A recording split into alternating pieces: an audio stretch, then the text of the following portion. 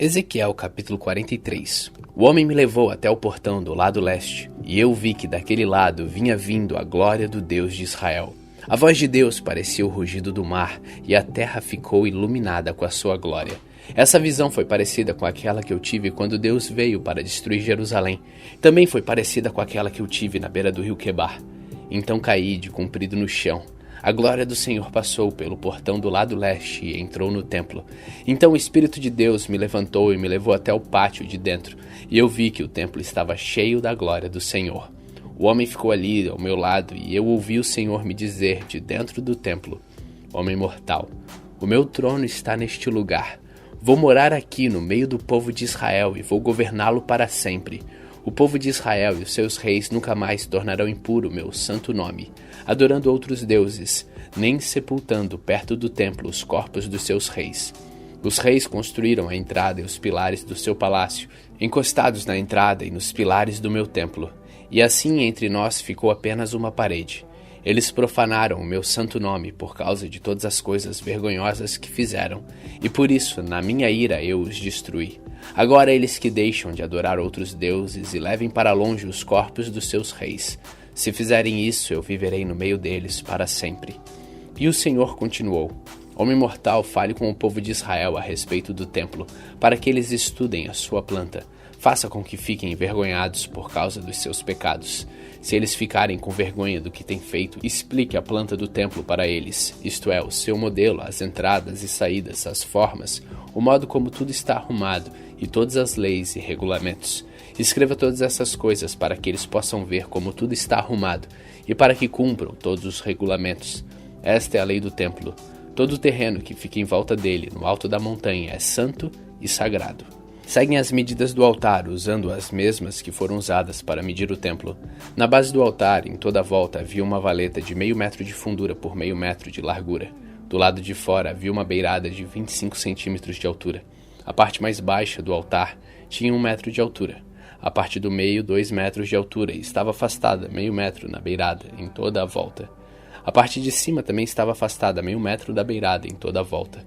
Essa parte de cima também tinha 2 metros de altura, e sobre elas eram queimadas os sacrifícios. Os 4 cantos dessa parte eram salientes e virados para cima. A parte de cima do altar era quadrada, medindo 6 metros de cada lado. A parte do meio também era quadrada, medindo 7 metros de cada lado. Em volta dela havia uma beirada de 25 centímetros de altura. A valeta media 0,5 metro de largura. Os degraus do altar ficavam do lado leste. O Senhor Deus me disse: Homem mortal, escute o que eu estou lhes dizendo. Quando o altar estiver construído, você vai consagrá-lo, queimando os sacrifícios em cima dele e borrifando nele o sangue dos animais que forem sacrificados. Só os sacerdotes da tribo de Levi, que são descendentes de Zadok, poderão vir até a minha presença para me servir. Eu, Senhor Deus, ordeno isso. Você lhes dará um touro novo para oferecerem como sacrifício para tirar pecados. Você pegará um pouco de sangue desse touro e porá nas pontas da parte de cima do altar e nas pontas da parte do meio do altar e em toda a volta nas suas beiradas. Dessa maneira você purificará o altar e o consagrará. Você pegará o touro que for oferecido como sacrifício para tirar pecados e o queimará no lugar marcado, fora da área do templo. No dia seguinte você pegará um bode sem defeito e oferecerá como sacrifício para tirar pecados. Purifique o altar com o sangue dele, do mesmo modo que você tiver feito com o sangue do touro. Quando terminar essa parte, pegue um touro novo e um carneirinho, os 2 sem defeito, e traga-os a mim, o Senhor. Depois de matarem os animais, os sacerdotes espalharão sal sobre eles, e os queimarão como oferta para mim. 7 dias em seguida você oferecerá um bode, um touro e um carneirinho como sacrifício para tirar pecados. Esses animais não devem ter nenhum defeito. Durante 7 dias os sacerdotes consagrarão o altar e o aprontarão para ser usado. Depois dessa semana, os sacerdotes começarão a oferecer sobre o altar as ofertas que serão completamente queimadas e as ofertas de paz trazidas pelo povo.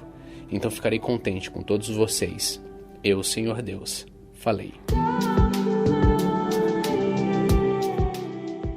Ezequiel capítulo 44. O homem me levou até o portão de fora, no lado leste da área do templo.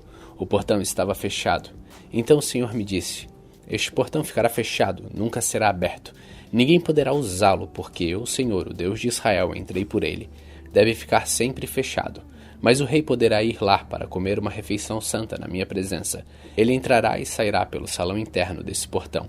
Então o homem me fez passar pelo portão do norte e me levou para a frente do templo. E olhei e vi que o templo estava cheio da glória do Senhor. Eu me atirei de comprido no chão. Então o Senhor me disse: Homem mortal, preste atenção em tudo que você vir e ouvir, e eu vou lhe dar as leis e os regulamentos do templo. Note bem quais as pessoas que têm permissão para entrar no templo e as que não têm. Diga a esses israelitas rebeldes que eu, Senhor Deus, não vou tolerar mais as coisas vergonhosas que eles estão fazendo.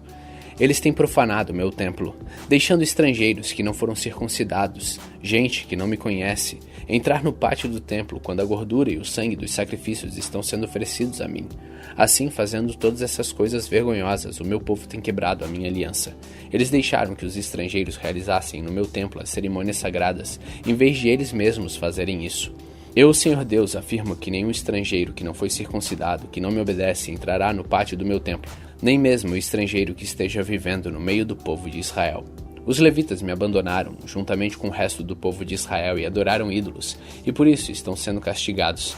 Eles podem me servir tomando conta dos portões e fazendo os serviços do templo. Podem matar os animais que o povo traz como oferta para serem completamente queimados e como sacrifícios, e ficarão no meio do povo prontos para servir. Eles se encarregaram do culto de ídolos para o povo de Israel e assim fizeram os israelitas pecarem. Por isso eu, Senhor Deus, juro solenemente que serão castigados. Eles não me servirão como sacerdotes, nem chegarão perto de nada que seja santo para mim, nem entrarão no lugar santíssimo. O castigo pelas coisas vergonhosas que eles fizeram é este: eu os encarrego de guardar o templo e de fazer todos os serviços dele. O Senhor Deus disse: Porém, quando todo o resto do povo de Israel se afastou de mim, os sacerdotes da tribo de Levi, que são descendentes de Zadok, continuaram a me servir fielmente no templo. Agora eles me servirão e virão até a minha presença para me oferecer a gordura e o sangue dos sacrifícios. Somente eles entrarão no meu templo, servirão no meu altar e se encarregarão do culto do templo. Quando entrarem pelo portão do pátio e de dentro do templo, deverão vestir roupas de linho. Quando estiverem de serviço no pátio de dentro ou no templo, não deverão usar nada que seja feito de lã. Deverão usar turbantes de linho e calça de linho, mas para não suarem, não usarão cinto. Antes de saírem para o pátio de fora, onde o povo está, deverão primeiro tirar as roupas que usarem ao servirem no templo, deixando-as nas salas sagradas. Eles deverão vestir outra roupa, a fim de evitar que a sua roupa sagrada prejudique o povo. Os sacerdotes não devem rapar a cabeça, nem deixar o cabelo ficar comprido, mas devem cortá-la com decência. Os sacerdotes não beberão vinho antes de entrar no pátio de dentro. O sacerdote não poderá casar nem com viúva nem com mulher divorciada, mas somente com uma virgem israelita ou com uma viúva de um sacerdote. Os sacerdotes ensinarão ao meu povo a diferença entre o que é santo e o que não é, e entre o que é puro e o que é impuro.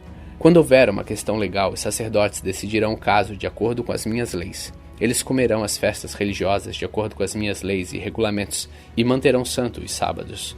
O sacerdote não deverá tocar nenhum morto, porque se fizer isso, ficará impuro.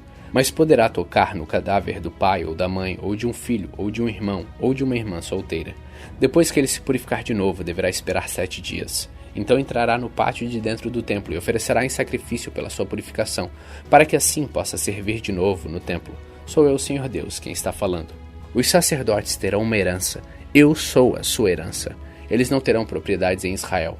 Eu sou a sua propriedade. As ofertas de cereais e as ofertas feitas para tirar pecados ou culpas serão alimento dos sacerdotes, e tudo que for separado para mim em Israel será deles. Os sacerdotes receberão a melhor de todas as primeiras colheitas e de tudo mais que for oferecido a mim.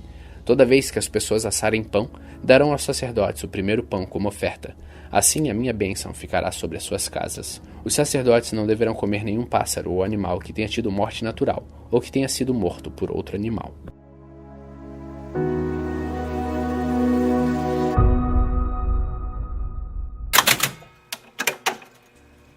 Filemão capítulo 1.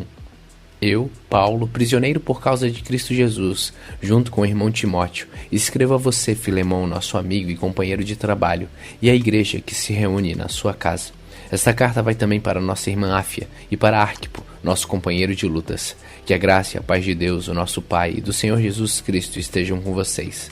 Meu caro Filemão, sempre que eu oro, lembro de você e agradeço ao meu Deus, porque tenho ouvido falar do seu amor por todo o povo de Israel e da fé que você tem no Senhor Jesus.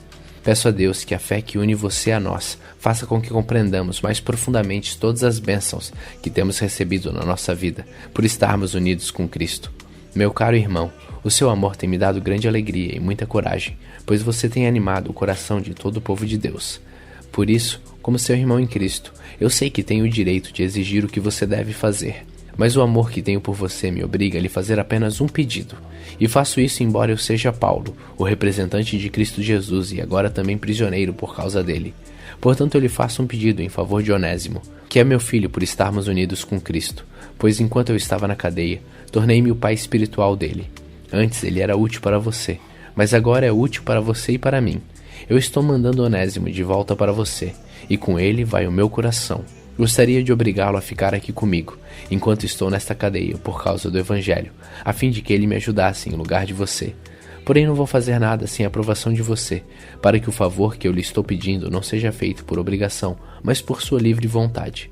Pode ser que Onésimo tenha sido afastado de você por algum tempo, a fim de que você o tenha de volta para sempre, pois agora ele não é mais escravo, porém mais do que isso, é um querido irmão em Cristo. De fato, para mim ele é muito querido. E para você agora ele é mais querido ainda, não só como escravo, mas também como irmão no Senhor. Por isso, se você me considera seu companheiro de trabalho, receba Onésimo de volta como se estivesse recebendo a mim mesmo. Se ele deu algum prejuízo a você, ou lhe deve alguma coisa, ponha isso na minha conta. Aqui, com a minha própria mão, escrevo isto. Eu, Paulo, pagarei tudo. É claro que eu não preciso fazer com que você se lembre que me deve a sua própria vida. Portanto, meu irmão, me faça esse favor, por causa do Senhor. Anime o meu coração como irmão em Cristo. Ao escrever isso, estou certo de que você vai fazer o que eu lhe estou pedindo, e sei até que você fará ainda mais. Peço também que prepare um quarto para mim, pois espero que Deus responda às orações de todos vocês e me deixe ir outra vez até aí. Epáfras, o irmão que está na cadeia comigo por causa de Cristo Jesus, envia saudações a você. E Marcos, Aristarcos, Demas e Lucas, meus companheiros de trabalho, também enviam saudações. Que a graça do Senhor Jesus Cristo esteja com vocês. Hoje, no dia 336 de nossa leitura, terminamos pela segunda vez nesse ano a carta a Filemon. Continue faminto, continue humilde.